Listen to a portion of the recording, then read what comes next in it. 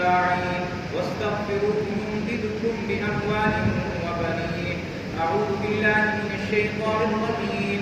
وقال ربكم ادعوني يستجب لكم إن الذين يستكبرون عن عبادتي سيدخلون جهنم داخرين. بارك الله لنا ولكم في القرآن العظيم ونفعنا وإياكم بالآيات والذكر الحكيم.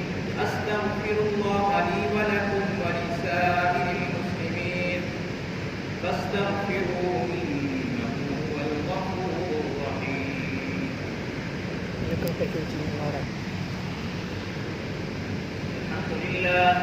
الحمد لله نحمده ونستعينه ونستغفره ونؤمن به ونتوكل عليه ونعوذ بالله من شرور أنفسنا ومن سيئات أعمالنا. من يهده الله فلا مضل له ومن يضلله فلا هادي له. ونشهد أن لا إله إلا الله وحده لا شريك له.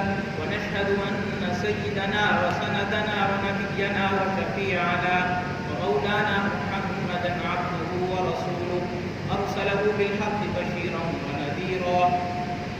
من يطع الله ورسوله فقد فاز فوزا عظيما. قال الله تبارك وتعالى في كلام المجيد والفرقان الحميد.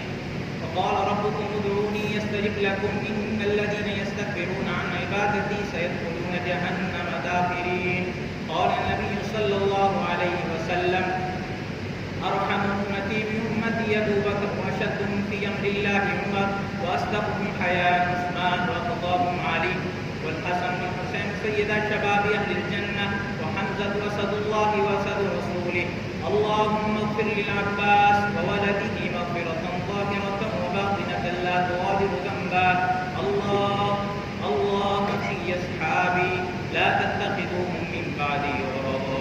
فمن أحبهم فبحبي أحبهم ومن أبغضهم فببغضي أبغضهم. وخير القرون قرني ثم الذين يلونهم ثم الذين يلونهم. والسلطان المسلم ظل الله في الأرض من أهان سلطان الله في الأرض أهانه الله. إن الله يأمر بالعدل والإحسان وإيتاء ذي القربى وينهى عن الفحشاء والمنكر والبغي يعظكم لعلكم تذكرون. اذكروا الله يذكركم ولذكر الله تعالى أعلى وأولى وأجل وأهم وأعظم وأكبر والله يعلم